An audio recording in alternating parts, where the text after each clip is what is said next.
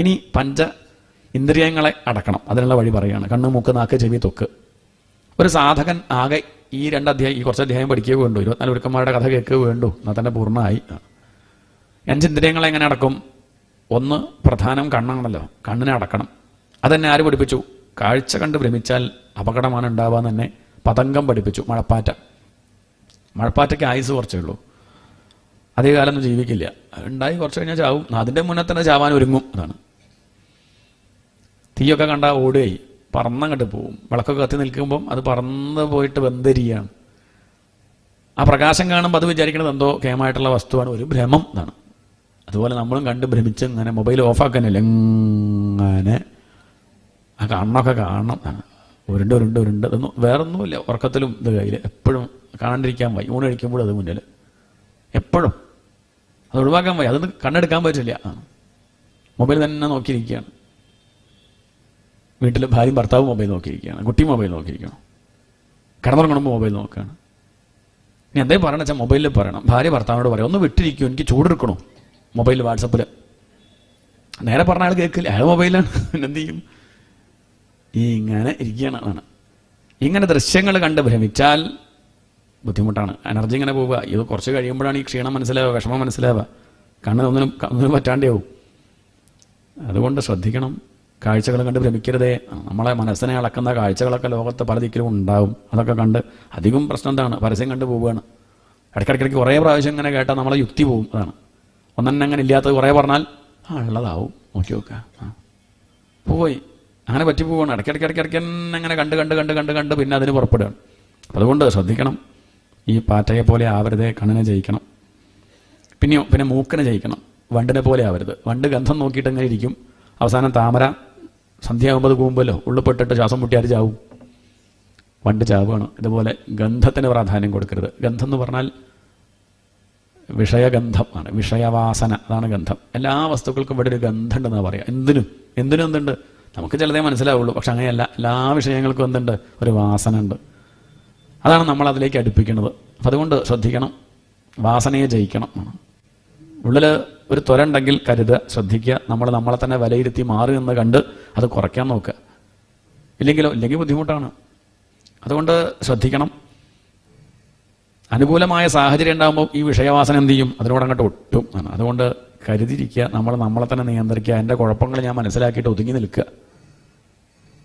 ചെയ്യണ കർമ്മങ്ങൾ സ്ഥിരമായിട്ടൊരു കർമ്മം ചെയ്താൽ അത് നമ്മുടെ സ്വഭാവമായിട്ട് മാറും. ഒരു കർമ്മം തന്നെ ഒരു 10-20 ദിവസം അടുപ്പിച്ച് അങ്ങനെ ചെയ്ത് നോക്കൂ, എന്തായി മാറി. പിന്നെ അത് ശീലമായി. ഇതാണ്. രാവിലെ എല്ലാ ദിവസവും എണീറ്റിട്ട് ഒരു അധ്യായം ഭാഗവതം വായിച്ചു നോക്കുക, ശീലമായി മാറും. രാവിലെ നേരത്തെ എണീറ്റ് നടക്കുക, ഒരു 10 ദിവസം, ഒരു 40 ദിവസം നടന്നാൽ മതി. പിന്നെ അതെന്തായി മാറി. പിന്നെ നടന്നില്ലെങ്കിൽ വയ്യാന്നാവും. രാവിലെ എണീറ്റയ്ക്ക് ഉടനെ കാപ്പിക്കില്ലെങ്കിൽ വയ്യ. ശീലമായോണ്ടാ? ഇല്ല, ഒരു കുഴപ്പമില്ല. കാപ്പി കുടിക്കാത്ത എത്ര പേരുണ്ട്? അത് ശീലം. ഒരു 40 ദിവസം അടുപ്പിച്ച് ചെയ്താൽ ശീലമാവും. അപ്പം അതുകൊണ്ട് കരുതണം. നല്ലത് മാത്രം ശീലിക്കാൻ നോക്കുക. അത് വാസനയായിട്ട് ഉള്ളിൽ പരിണമിക്കും. ഇതുപോലുള്ള കർമ്മങ്ങൾ ഇനിയും ചെയ്യാൻ തോന്നും. അതുകൊണ്ട് കരുതണം. വിഷയഗന്ധം ഒഴിവാക്കണം. അമിതമായിട്ട് ആർജിച്ചാൽ ക്ലേശമാണ്. കുറേ സമ്പാദിച്ചു വെച്ചാൽ ബുദ്ധിമുട്ടാണ്. അതുകൊണ്ട് കുറച്ചൊക്കെ എന്ത് ചെയ്യണം? സമ്പാദിച്ചു കഴിഞ്ഞാൽ അത് കൊടുക്കണം, ദാനം ചെയ്യണം. ഇല്ലാത്തവർക്ക് കൊടുക്കുക, സൽക്കർമ്മങ്ങൾക്ക് വേണ്ടി ചിലവാക്കുക. ശേഖരിച്ച് വെച്ചാൽ അവസാനം എന്ത് പറ്റും? അവസാനം ആരെങ്കിലും പറ്റിച്ച് കൊണ്ടുപോകും.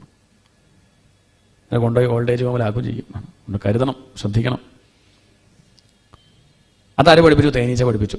തേനീച്ച കുറേ സമ്പാദിക്കും, ഒന്നും അനുഭവിക്കൂല, കൊടുക്കൂല. അവസാനം വല്ല കരടിയും വന്ന് മുക്കിപ്പൊഴിഞ്ഞ് തേൻ കുടിച്ച് അതിനെയും കൊണ്ടുപോകും. അപ്പം അതുകൊണ്ട് സമ്പാദിച്ചത് കുറച്ചൊക്കെ എന്ത് ചെയ്യണം? കൊടുക്കണം. എല്ലാം കൊടുക്കരുത്. ഒരു 10 സെൻറ്റ് സ്ഥലം നമ്മുടെ പേരിലുണ്ടാവും വേണം. ഇല്ലെങ്കിൽ ബുദ്ധിമുട്ടാണ്. ഒക്കെ എഴുതി കൊടുത്താൽ ബുദ്ധിമുട്ടാണ്. അപ്പം കരുതണം. ഇതാണ് എന്നെ ആര് പഠിപ്പിച്ചത്? അതാണ് എന്നെ തേനീച്ച പഠിപ്പിച്ചത്. അന്യർ ഗജോ യഥാ ഗജൈരന്യർ ഗജോ യഥാ. പിന്നെ ആനന്ദ് പഠിപ്പിച്ചു.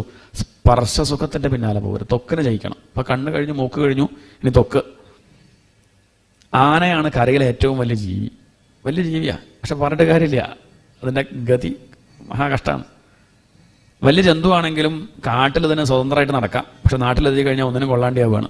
ഈ കാട്ടാന നാട്ടാനയാവണത് എങ്ങനെയാണ്? ചെറിയൊരു പാപ്പാൻ ഒന്ന് ഊതിയാൽ പറക്കും. ഈ പാപ്പാൻ ആന ഊതിയാൽ മതി, കഴിഞ്ഞു കഥ. എന്നാലും ആ പാപ്പാൻ ആ വടിയം കൊണ്ട് വയ്ക്കുമ്പോഴേക്ക് ആന അവിടെ നിന്നു. ഇടത്താനെ പറയുമ്പോൾ ഇടത്തോട്ട്, വലത്താനെ പറയുമ്പോൾ വലത്തോട്ട്. ഈ ഒരു ദുർഗതി ആനയ്ക്ക് വരാൻ എന്താ കാരണം? എന്താ കാരണം ചോദിച്ചാൽ പിടിയാനയുടെ പിന്നാലെ ഓടിയിട്ടാ. ആനയെ പിടിക്കെങ്ങനെയാ? പിടിയാനയും കൊണ്ട് കാട്ടു പോകും മനുഷ്യർ. എന്നിട്ട് എന്ത് ചെയ്യും? ദൂരത്തായിട്ട് പിടിയാനയെ വെക്കും, നടുക്ക് വലിയ കുഴി ഉണ്ടാക്കും, വലിയ കുഴി, ആന വീഴാൻ പാകത്തിന്. അതിൻ്റെ മുകളിൽ ചവയിലൊക്കെ വെച്ച് മൂടും. ദൂരത്തായിട്ട് ഈ പിടിയാനയെ കാണിച്ചു കഴിഞ്ഞാൽ എത്രയോ ദൂരത്തുള്ള കൊമ്പനാന പിടിയാനയെ കാണും. പിടിയാനയുടെ ഗന്ധം കൊണ്ട് മനസ്സിലാക്കി പിന്നെ അത് കണ്ടു കഴിഞ്ഞാൽ പിന്നെ ഓടുകയാണ്. എവിടേക്ക് ഓടുക? പിടിയാനയുടെ അടുത്തേക്ക് ഓടുകയാണ്. ഓടുമ്പോഴേക്ക് എവിടെ വീഴും? പിടിയാനയുടെ അടുത്ത് എത്തൂല, തൊടാനും പറ്റില്ല. ആ കുഴിയിൽ വീണു. കുന്തം കൊണ്ട് കുത്തി, പന്തം കൊണ്ട് പൊള്ളിച്ച് അവസാനം ഒന്നിനും കൊള്ളാത്ത ഒരു ജന്തുവാക്കി മാറ്റി. ഈ ഒരു ഗതി ആനയ്ക്ക് വരാൻ എന്താ കാരണം? ഇത്രയൊക്കെ ശക്തി ഉണ്ടായിട്ട് ഇത്ര വലിയ കൊമ്പനായിട്ട് ഇങ്ങനെ ഒരു ദുർഗതി വരാൻ കാരണം സ്പർശസുഖത്തിൻ്റെ പിന്നാലെ പോയിട്ടാണ്. എത്ര വലിയ മഹാനാണെങ്കിലും എത്ര വലിയ കേമനാണെങ്കിലും അതിൻ്റെ പിന്നാലെ ഓടിക്കഴിഞ്ഞാൽ ഏത് കൊമ്പനാണെങ്കിലും വീഴും. അതാണ് ഈ കഥ കാണിക്കുന്നത്. അതുകൊണ്ട് വിട്ടു നിൽക്കുക, കരുതുക, ശ്രദ്ധിക്കുക. ത്വക്കനെ ജയിക്കണമെന്ന് തന്നെ ആന പഠിപ്പിച്ചു.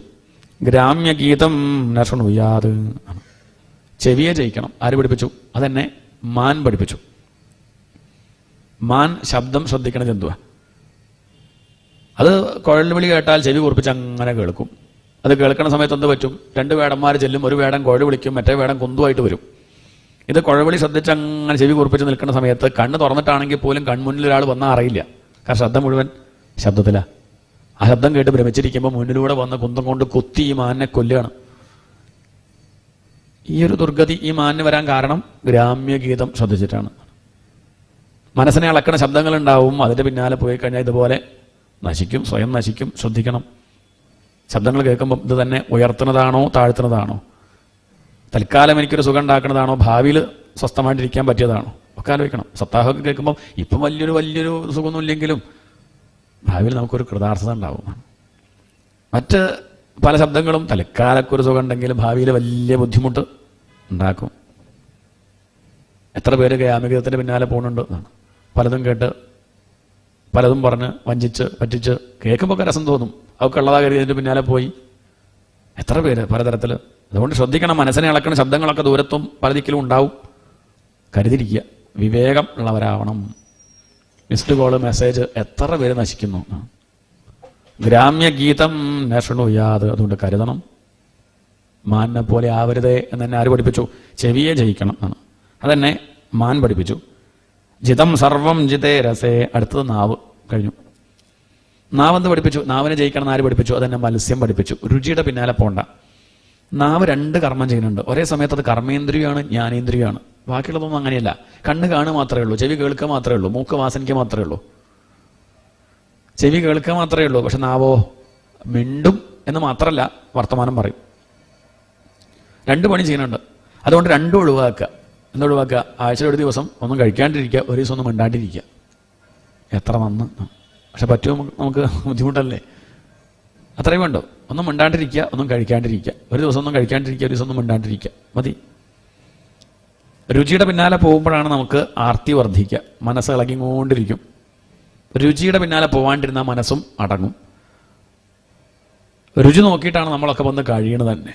നമുക്ക് ശരീരത്തിന് പറ്റുമോ ഇല്ലേ, നന്മ ചെയ്യുമോ അത് നോക്കിയിട്ടൊന്നുമല്ല. രുചി ഉണ്ടാവണം. ഇവിടുന്ന് ഇറങ്ങിക്കഴിഞ്ഞാൽ ഒക്കെ കണക്കാ. 2.5 ഇഞ്ച് സ്ഥലം, ഇത്രയേ ഉള്ളൂ ഈ പ്രശ്നമൊക്കെ.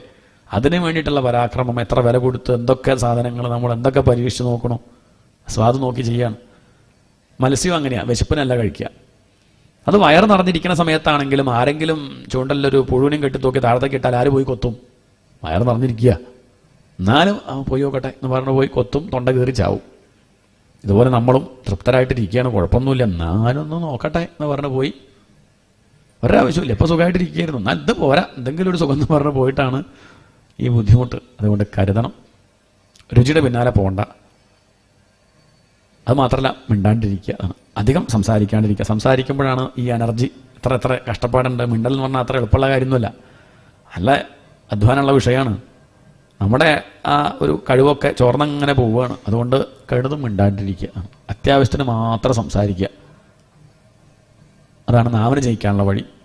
പിന്നെയോ പിങ്കളാനാമ വേശ്യ ആസീത് വിദേഹ നഗരേ പുരാ. പണ്ട് പിങ്കളാന്ന് പേരായിട്ടുള്ള വേശ്യാസ്ത്രീ. അവളെന്ത് പഠിപ്പിച്ചു? അവൾ എൻ്റെ ഗുരുനാഥ്യ.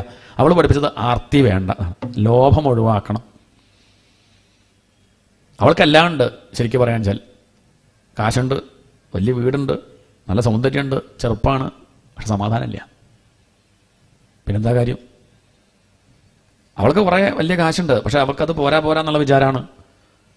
4 കുതിരയുള്ള ആൾ വന്നപ്പോൾ അവൾ വിചാരിച്ചു 8 കുതിരയുള്ള ആൾ വരട്ടെ. കാത്തിരുന്നു. അയാൾ വന്നപ്പോൾ വിചാരിച്ചു കുറച്ചുകൂടി കാശുള്ള ആൾ വരട്ടെ. അവസാനം 12:30, 12:45, 1 മണി, 1:15 രാത്രി. പിന്നെ ആരും വരാണ്ടേ അവളിങ്ങനെ പുറത്തിറങ്ങി നോക്കുമ്പോൾ ചുറ്റുമുള്ള കുടിലുകളിലൊക്കെ എല്ലാവരും ലൈറ്റൊക്കെ ഓഫാക്കി സുഖമായിട്ട് ഉറങ്ങുക. താനാവട്ടെ ഉറക്കല്ല. അപ്പോൾ അവളിങ്ങനെ വിചാരിക്കുകയാണ്, പറയുമ്പോൾ അവർക്ക് എൻ്റെ അത്ര കാശില്ല, എൻ്റെ അത്ര സൗന്ദര്യമില്ല, എൻ്റെ അത്ര വലിയ സൗകര്യമുള്ള വീടില്ല, പക്ഷെ അവർക്ക് എന്തുണ്ട്, സുഖമായിട്ട് കിടന്നുറങ്ങുന്നുണ്ട്.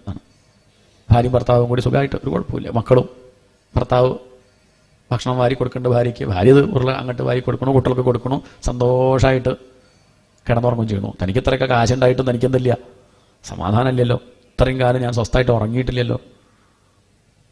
അവർക്ക് മനസ്സിലായി ദുഃഖത്തിന് കാരണം എന്താണ്, വെറുതെ അല്ല. ആശാഹി പരമം ദുഃഖം നൈരാശ്യം പരമം സുഖം. ആശയാണ് ദുഃഖത്തിന് കാരണം. തനിക്ക് ദുഃഖം ഉണ്ടാവാനുള്ള കാരണം എന്താ, ആശ, ആഗ്രഹം. ഇത്ര പോരാ അത്ര പോരാ എന്നുള്ള വിചാരമാണ്. എന്ത് നേടുന്നു, ഈ വിചാരം കൊണ്ട് മരണം വരെ അങ്ങനെ അധ്വാനിക്കുക തന്നെ ചെയ്യുക. നീ വേണം എന്നുള്ള വിചാരത്തിൽ മരിച്ചുമ്പോൾ ഒരു ദിവസം. അതുകൊണ്ട് അവൾ തീരുമാനിച്ചു, ഇനി ഇല്ല, ഇനി ഞാൻ ആരെയും കാത്തിരിക്കുന്നില്ല, ഇനി ഞാൻ എൻ്റെ ഉള്ളിലെ രമണനെ മാത്രമേ ഭജിക്കുള്ളൂ. സന്തം സമീപേ രമണം രതിപ്രദം. ഇവിടെ ഒരു രമണൻ ഉണ്ടല്ലോ, ഇവിടെ ഒരു ഈശ്വരൻ ഉണ്ടല്ലോ, ആ ഈശ്വരനെ ഭജിക്കാതെ നോക്കാതെ ഈ ശരീരത്തിന് പ്രാധാന്യം കൊടുത്ത് മറ്റു ശരീരങ്ങളല്ലേ ഞാൻ ശ്രദ്ധിച്ചത്, നിർത്തി. ഇനി ഞാൻ ഭഗവാന് വേണ്ടി ജീവിതം സമർപ്പിക്കുന്നു വിചാരിച്ചപ്പോഴേക്കും സ്വസ്ഥമായിട്ട് അന്ന് ഉറങ്ങാൻ പറ്റി. അന്നൊന്നല്ല, പിന്നെയുള്ള ദിവസങ്ങളിലൊക്കെ അവൾ സുഖമായിട്ട് ഉറങ്ങി വലിയ സന്യാസിനിയായിട്ട് മാറി, ഒരു സ്വാമിനിയമ്മയായിട്ട് മാറിയാൽ ആ വേശ്യാസ്ത്രീ ആണ്. അതുകൊണ്ട് ആഗ്രഹമാണ് ദുഃഖത്തിന് കാരണം. ദുഃഖമുണ്ടെന്ന് പറഞ്ഞ അർത്ഥം എന്താ, ആഗ്രഹമുണ്ട്. ദുഃഖം കൂടണു പറഞ്ഞാൽ ആഗ്രഹം കൂടണു. ദുഃഖം കുറയാൻ ആഗ്രഹം കുറയ്ക്കുക, അത്രേ ചെയ്യാനുള്ളൂ. അതാണ് എന്നെ അവൾ പഠിപ്പിച്ചത്.